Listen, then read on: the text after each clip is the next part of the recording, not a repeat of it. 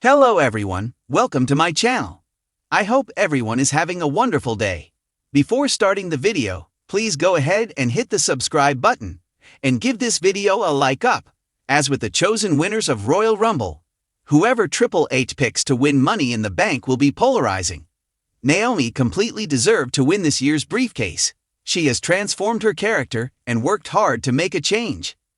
Some fans loved Charlotte Flair and Jey Uso winning their respective Rumbles. A large portion, however, was tired of seeing Flair win yet another huge title opportunity.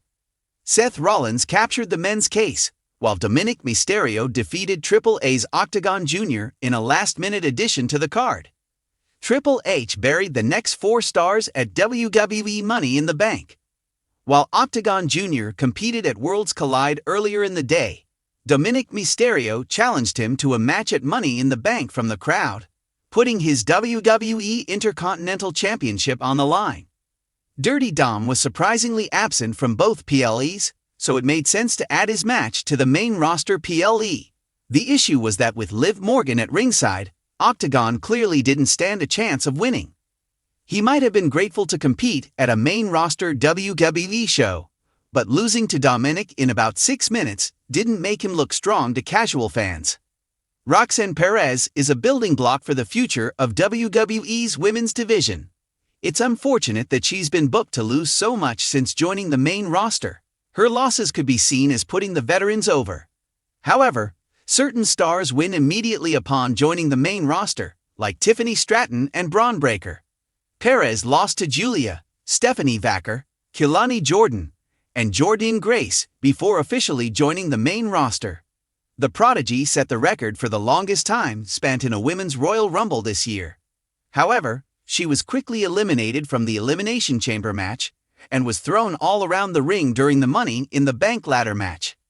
She could have used the contract to announce her arrival, but she took most of the punishment in the dangerous spots during the match. Additionally, Perez also took the pin in the 6-woman tag match on the Go Home episode of SmackDown. Alexa Bliss' return at Royal Rumble was a great moment. She had been absent for 2 years due to pregnancy. However, her run in the match was rather short, as stars with less credibility lasted longer than she did. Charlotte Flair returned after a shorter break but received fireworks. Bliss did not. She qualified for the Elimination Chamber but was the second to last person eliminated. Bliss qualified for Money in the Bank again, but was likely in the match to help call the spots. She's a unique star who deserves better than what she has been given since her return. LA Knight was one of the favorites to win Money in the Bank. It was his 3rd attempt in 3 years after falling short in the 2 previous ladder matches.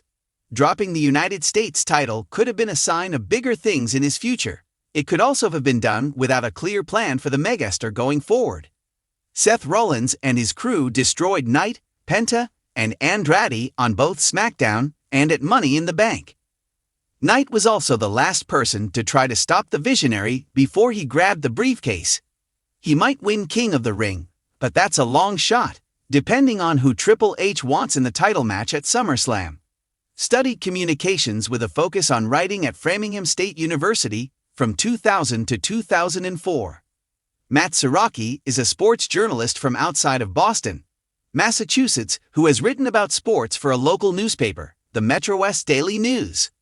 Matt has written about professional wrestling for the past year, but has been writing lyrics, short stories and novels in his spare time. He writes around 30 to 50 articles per month. During his time on writing for Sportskeeda, Matt has written about a variety of topics, including the history of the business, as well as about the current stars and product.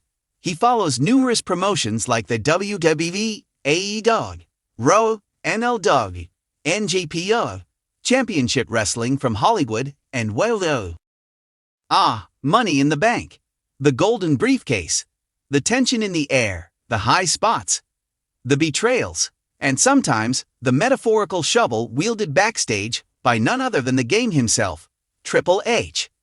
Now, let's be clear. Hunter Hearst Helmsley is a legend, a multi-time world champion, mastermind behind NXT's early black and gold glory, and now an executive pulling the creative strings on WWE's biggest stage. But even legends cast long shadows, and few have ever been accused of burying talent quite like the King of Kings. While his recent creative efforts have been widely praised, history still remembers the days when sharing a ring with Triple H meant you might end up looking at the lights, literally or figuratively. Here are 4 WWE stars who got buried by Triple H, directly or indirectly. At Money in the Bank, you might be thinking, wait, didn't CM Punk beat John Cena in Chicago and walk out with the WWE title? How's that a burial? In one of the most iconic matches in WWE history, Punk pinned Cena clean, blew a kiss to Vince McMahon, and left through the crowd. That moment was white hot. The pipe bomb had set the wrestling world on fire. Punk was anti-establishment, untouchable, and had the entire fanbase in the palm of his hand. Within weeks, Punk's story was hijacked.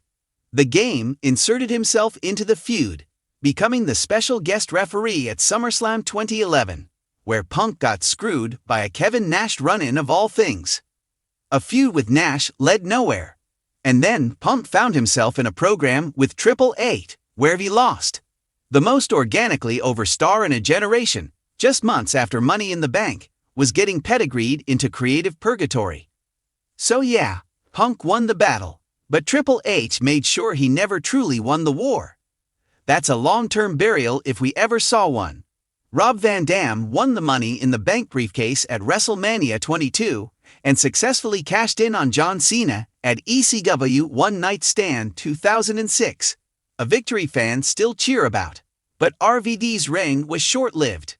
Within weeks, a drug bust derailed his momentum, and WWE stripped him of both the WWE and ECW titles. Fast forward to Money in the Bank 2013, and Van Dam made a triumphant return to WWE as a surprise entrant in the ladder match. This was prime nostalgia at RVD, the same guy who could still hang with younger talent and do 5-star frog splashes from skyscrapers. Many thought he might get one last run.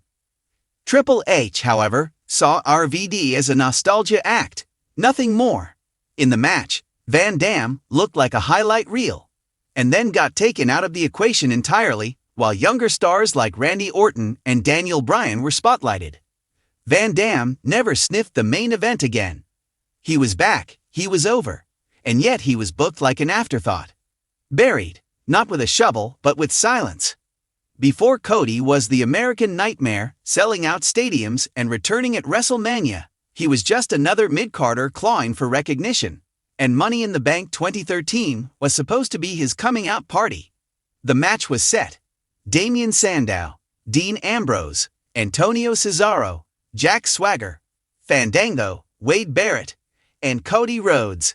During the match, Cody had the crowd completely behind him.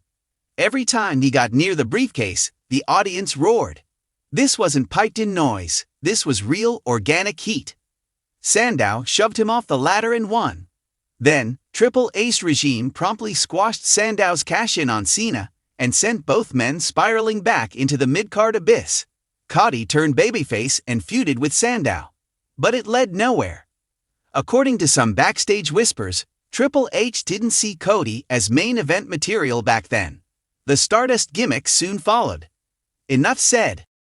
What could have been Cody's breakout moment at MITB became a buried dream, and it took him 7 years and a global wrestling revolution to rise from the creative grave. Dolph Ziggler is one of those wrestlers who had it all. The looks, the athleticism, the charisma, and the crowd support. At Money in the Bank 2012, he won the briefcase in dramatic fashion and seemed poised to ascend. His cash-in on Alberto Del Rio in April 2013 was thunderous, one of the loudest pops in modern Raw history. But backstage politics and a real-life concussion stalled his momentum. What's more suspicious is how Ziggler was never allowed to become the face of the brand, despite fans begging for it.